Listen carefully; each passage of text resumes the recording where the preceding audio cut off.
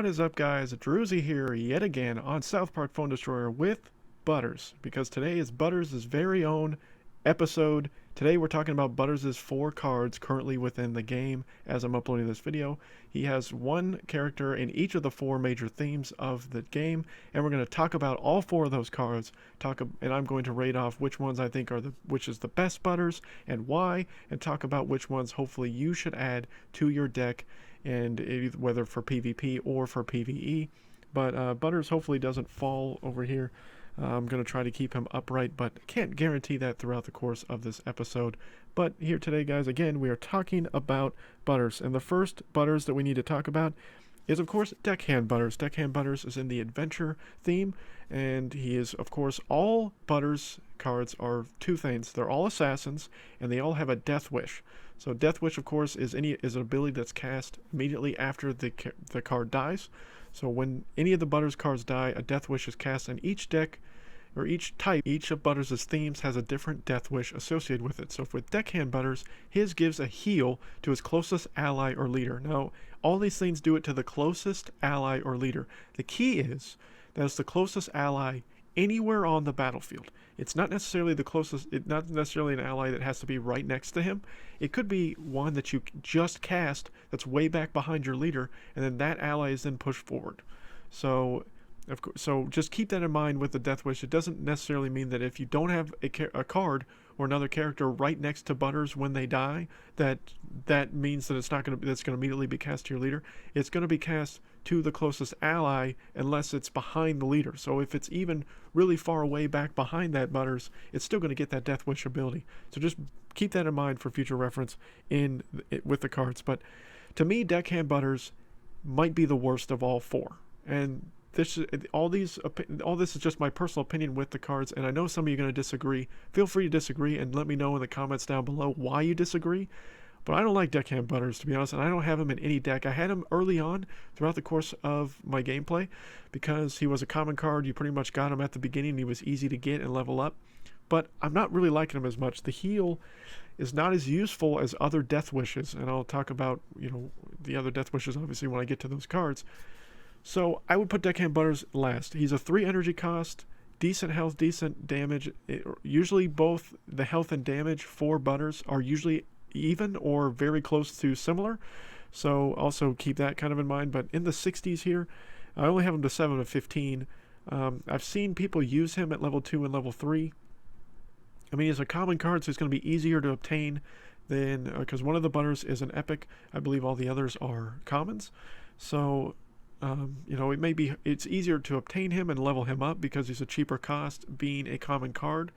But in reality, I would say Deckhand Butters is my least favorite of the 4. So I would suggest not using him. Not saying you can't use him, but all the other ones to me are better.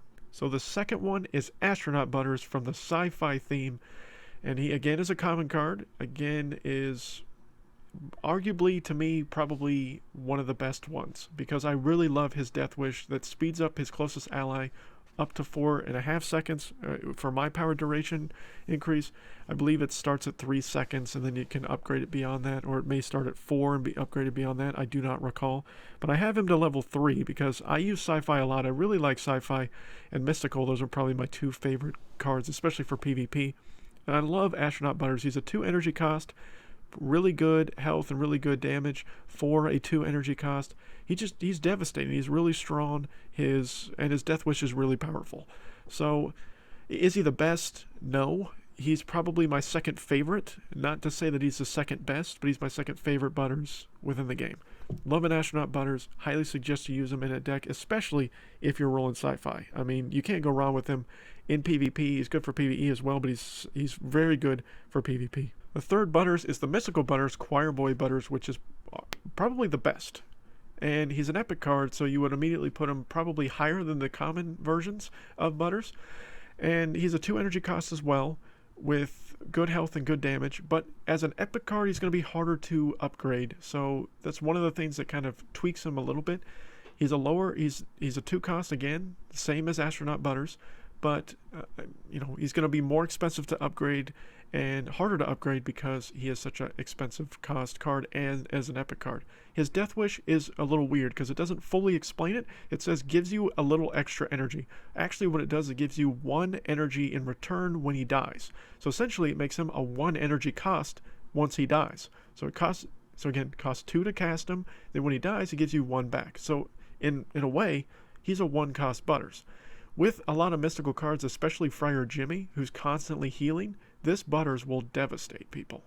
So if you're using a mystical deck, Choirboy Butters, if you have him, of course, needs to be in every mystical deck, regardless of if you're playing PvE or PvP, because he does so much damage. Again, it's going to be harder to upgrade because of the epic status, so, you know, be cautious with that. I have not seen a lot of Choirboy Butters beyond level 2 yet. In PvP, I've only seen him either 1 or 2, but even at level 1, he's a very, very strong assassin at level 1 and extremely strong at level 2. So I would highly suggest using Choirboy Butters in any mystical deck at all, period. He's the best Butters, in my opinion, out of the 4, so you just need him, and just use him as much as you can. And last, but certainly not least, the fantasy-themed version is Paladin Butters, and Paladin Butters has a very good Death Wish as well. He is a 2 cost for energy, similar to the other 3. So the highest costing Butters is Deckhand Butters. The other 3 are all 2 cost. And he's got the same amount of health and the same amount of damage, similar to how Deckhand Butters does. But he gives the closest ally or leader becomes invincible for 3 seconds. I would assume also that duration would extend as you level him up. As you see, I got him almost to level 3 so far with my upgrades. I like Paladin Butters a lot, but still, I'd put him 3rd as far as usefulness, in my opinion. A lot of people really say the invincibility is very, very useful, and it is, especially in PvP. Invincibility is very undervalued, I think, in PvP. But in reality, I love Choirboy Butters, and I like the Death Wish of Astronaut Butters, and his upgrade ability just seems to be much easier than Paladin Butters is, especially because Fantasy is a little bit harder to get stuff for, because with the campaign missions, they're much harder to play the fantasy levels. So it's easier to upgrade Astronaut Butters. It's easier to upgrade Choirboy Butters, even though he's an epic card. So that's why I think Paladin Butters takes a slight step back, is just because he's harder to upgrade. But I think if you're able to upgrade him easily, I think he could be very, very useful, especially in a fantasy deck. He's a must-have in a fantasy deck if you're rolling fantasy. But if you're not rolling fantasy, then obviously he's of no value to you. But again, let me know down below, guys, what you think of these Butters cards. I like all the Butters cards. They're probably my favorite group of assassins behind the Ikes. And all of them are viable in both PvE and PvP. But to be honest, I got the love for the sci-fi and the mystical over the other 2. But, you know, I'm open for criticism. I'm open for debate, and I want to know your guys' opinion. You guys have done a great job on the Cartman video about which Cartman cards you preferred, and all of them made valuable sense as far as what you guys thought over Zen Cartman, over Osimo, and things like that. If you didn't check out that Cartman video, I will post a link for it down below so you can check it out, or just scroll through my videos and you can find it that way. But thanks again so much for watching, guys, and the continued support on the channel. But until next time, my name is Drewzy.